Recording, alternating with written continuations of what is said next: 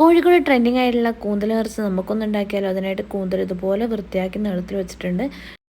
ഒരു പാൻ എടുക്കുക, അതിലേക്ക് വെളിച്ചെണ്ണ ഒഴിക്കുക, ഇഞ്ചി വെളുത്തുള്ളി പച്ചമുളക് കറിവേപ്പില നന്നായിട്ടൊന്ന് വഴറ്റിയെടുക്കുക. അതിലേക്ക് തക്കാളി ചേർത്ത് കൊടുക്കുക, ആവശ്യത്തിന് ഉപ്പും കൂടി ഇട്ട് കൊടുക്കുക. ഇതൊന്ന് വഴന്ന് വന്നാൽ ഇതിലേക്ക് മസാലപ്പൊടികൾ ചേർത്ത് കൊടുക്കുക. മുളക് പൊടി, കുരുമുളക് പൊടി ആവശ്യത്തിന് ചേർത്ത് കൊടുക്കുക. ഒന്ന് പച്ചമണം പോയാൽ നമ്മൾ കൂന്തലിൻ്റെ ചെറിയൊരു ചെവി ഭാഗങ്ങളൊക്കെ നമ്മൾ കട്ട് ചെയ്തത് ഇതുപോലെ ഒന്ന് ഇട്ട് കൊടുത്തിട്ട് ഒരു 2 മിനിറ്റ് ഒന്ന് വേവിച്ച് എടുത്ത് കൊടുക്കുക. ആ ഒരു ടൈമിൽ നമുക്ക് മസാല തയ്യാറാക്കാനായിട്ട് ഒരു അരമുറി തേങ്ങയിലേക്ക് ചെറിയുള്ളിയും ചെറിയ ജീരകം വലിയ ജീരകം ചേർത്തിട്ട് ഒന്ന് ക്രഷ് ചെയ്തിട്ട് ഇതുപോലെ ഇട്ട് കൊടുക്കുക. അപ്പോൾ നമ്മൾ മസാല റെഡി ആയിട്ടുണ്ട്. ഇതുപോലെ കൂന്തലിലേക്ക് നിറച്ച് കൊടുത്തതിന് ശേഷം തലഭാഗം ഇതിൻ്റെ ഉള്ളിലേക്ക് വെച്ചതിന് ശേഷം ഇതുപോലെ ഒന്ന് പിൻ ചെയ്ത് കൊടുക്കുക.